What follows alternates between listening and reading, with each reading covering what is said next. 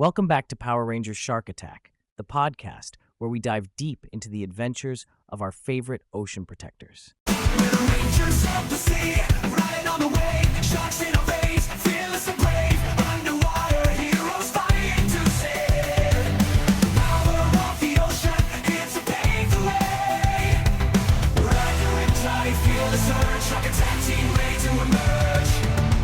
Power Rangers Shark Attack, on a mission so bright, with courage and might, we'll win the fight. Thundering guitars, drums that excite, with the guardians of the deep, bring on the night.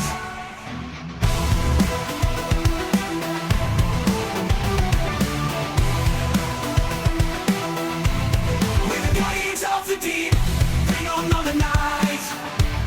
With an armed wave, we'll make it work. Defenders of the sea, true to our purpose. Shark Attack Rangers, our dedication never shirks.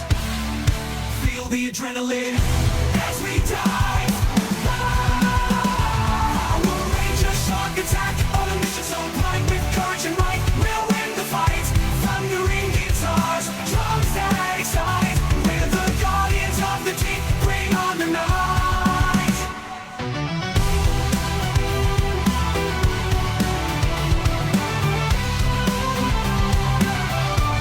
We're the guardians of the deep.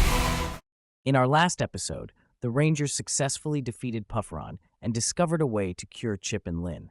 But with new threats on the horizon, the team must stay vigilant. Join us now for episode 14, The Tides of Change. After their last battle against Chip, the Rangers maintained hope that they could still cure him. Alvin put out a call to the pirate gang, instigating a battle between them, Chip and Lynn. Team, if we can get Chip and Lynn away from Blackfin, we may be able to subdue them and bring them back home, said Alvin, addressing the Rangers in the command center. Right, then we can use the energy from the Morphon crystals to try and purify them, added Joe. Are we sure about this? Asked Monica. No, we're not, but Dr. Jenkins and I will be standing by just in case, said Courtney. The Rangers then morphed up and took their new dive drivers over to a dark underwater cave where they agreed to meet Chip and Lynn. Come back for more, have you? Asked Chip, donning his dark Blood Surge Ranger suit. The team immediately began fighting intensely against Blood Surge and the Predator. The air was thick with tension as they faced off against their friends turned foes. Alvin stepped forward, determination burning in his eyes. Chip, Lynn, you have to fight it, Alvin shouted, desperation in his voice. We know you're still in there. The Blood Surge Ranger and the Predator stood motionless for a moment, their expressions conflicted. Then, with a snarl, Chip lunged forward, and the battle began anew.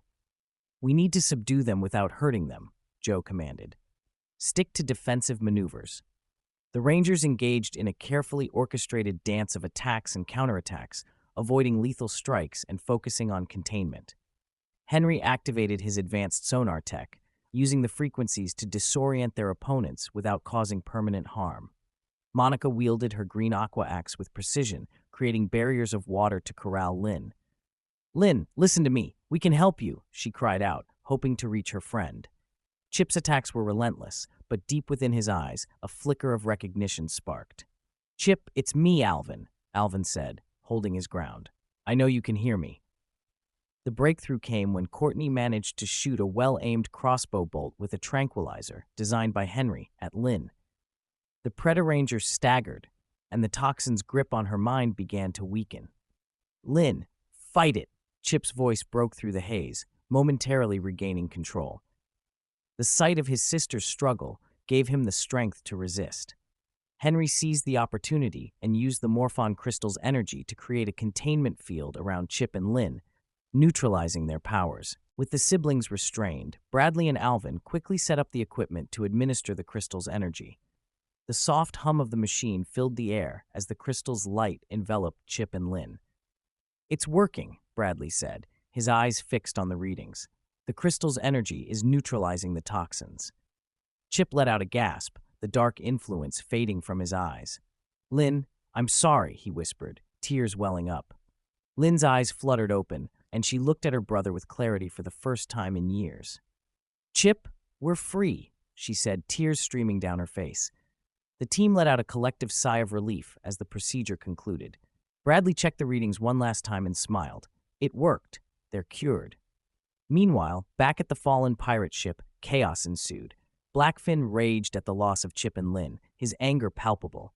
Predatox, however, had a desperate plan. "Swasher," Predatox hissed, her voice trembling with resolve. "Prepare the ritual. We need to bring her back." Swasher's grotesque face twisted into a grin. "Are you sure, Predatox? This will require a great sacrifice." Predatox nodded, determination burning in her eyes. "I will give part of my life force to resurrect my sister, Divatox. We need her power to defeat the Rangers." The chamber darkened as Swasher began chanting incantations. Predatox stood before a dark pool, her hands glowing with an eerie light. Slowly, she channeled part of her life force into the pool, causing it to bubble and churn. From the depths emerged Divatox, the pirate queen of evil, her presence electrifying and terrifying. She stepped out, her eyes blazing with malevolent intent. "Welcome back, sister," Predatox said weakly, her energy drained. Divatox's wicked grin widened. "It's good to be back. Better for you, of course, but still good for me." Blackfin watched, his expression a mix of anger and wariness. He quickly explained their recent losses and the growing strength of the Rangers. "We've lost control of our two evil Rangers," Blackfin admitted, frustration evident in his tone. Divatox's eyes narrowed. "So the Rangers have grown stronger. No matter, we will destroy their base and then target the mainland." "How do you plan to do that?" Predatox asked, curious. Divatox's smile turned sinister. "With a concentrated attack that they won't see coming. We will unleash our full power on their base and create chaos on the mainland. Don't worry, I have some experience with things like this." Back on the Megalozord command sub, the team was still celebrating their success when the alarms blared. Henry quickly checked the monitors. "We've got incoming," he shouted.